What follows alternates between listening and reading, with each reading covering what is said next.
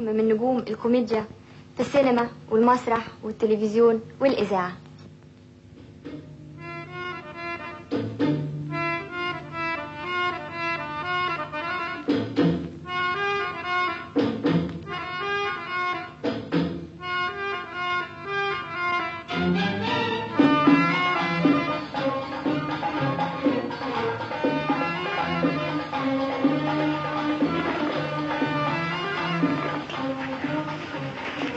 ايوه حسين، خلي بالك بقى. بعد الفطار لازم المسائل دي تتعارف. ضروري يعني. شيشه شرب السجاير في رمضان خالص. احمد. ايوه يا بابا. تعال.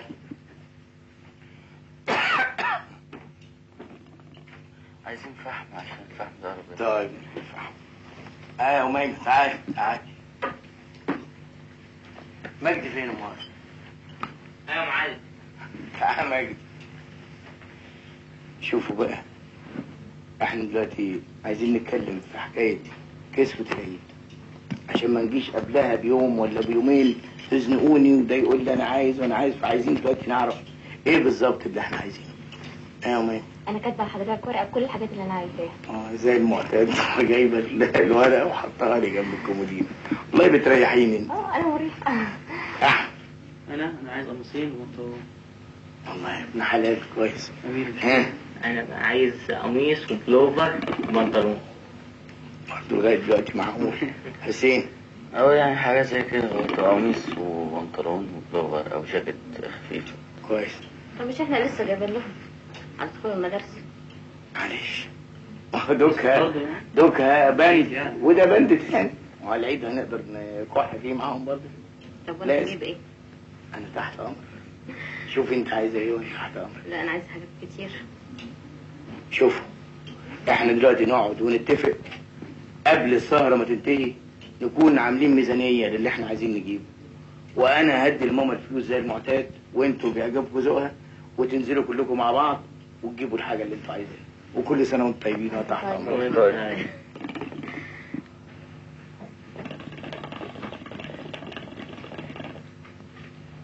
قول لي يا بابا، انت بتشرب الشيشه دي من زمان؟ من ايام ما كنت بتلبس بدله وبتاع، ولا ده بعد ما بقيت ممثل؟ طب ما انا لسه بلبس بدله وانا بطلت بدل. لا والدليل انك الجلابيه. لا الحقيقه انا بشرب شيشه من زمان قوي. يعني من ايام ما كنت موظف وقبل ما اشتغل في التمثيل كنت برضه بشرب شيشه. يا ترى راي ماما ايه؟ بابا الاول احسن لما كان مهندس، ولا دلوقتي بعد ما هو ممثل؟ أنت عايزة الحق؟ لا وهو مهندس أحسن. بتبصي لي ليه؟ مش بقول الحق؟ طب قولي لي الحق ده يبقى ايه بقى؟ لما كنت مهندس ما كنتش بتشرب شيشه في البيت، كنت بتشربها بره.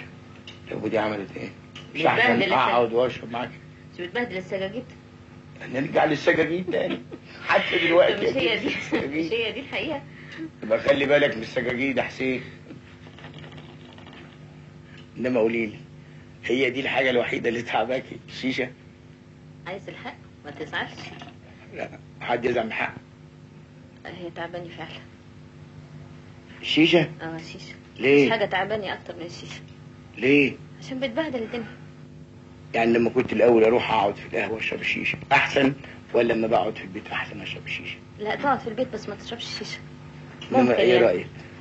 ايه رايك بقى؟ انا دلوقتي احلى في البلدي ولا بالبدل احلى؟ والله هو في الاثنين. عندي انا في الاثنين يعني. غلبتيني. انما انتوا خرجتوا عن الموضوع. ما تقولي لي يا مامي، حضرتك تفضلي بابا لما كان مهندس ولا دلوقتي بعد ما بقى ممثل؟ الحقيقه يا مايمه، يعني دي ليها ميزه ودي ليها ميزه. يعني وهو في مهندس كان كويس، وكان ما بيسهرش، وكان بيجي ملتزم، وكان مش بيحملني مسؤوليات كتير. حلو ملتزم.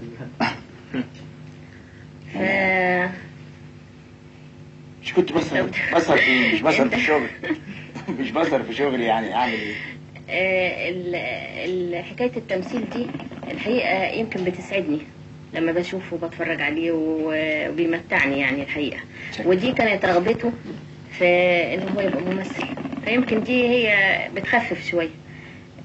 لكن هو مهندس كان متهيألي احسن، لكن لانه كان بيقعد مده كبيره معايا في البيت. دلوقتي انا ما بشوفوش.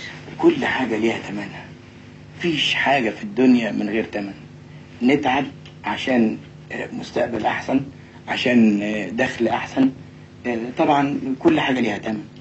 وعلى العموم أنا يعني منكرش إن أي فنان بيشتغل شغلتنا دي يتمنى زوجة زيك.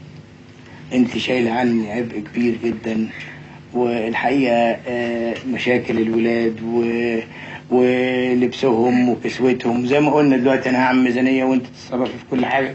الحقيقه كل حاجات كتيره جدا تتصرفي فيها بتريحني. على كل انا سعيده بيك. الله الطبيخ الحلو كمان.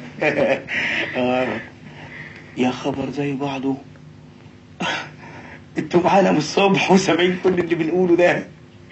على العموم زي بعضه. انا شخصيا مش غريب عنكم، تقريبا كلكم عارفيني.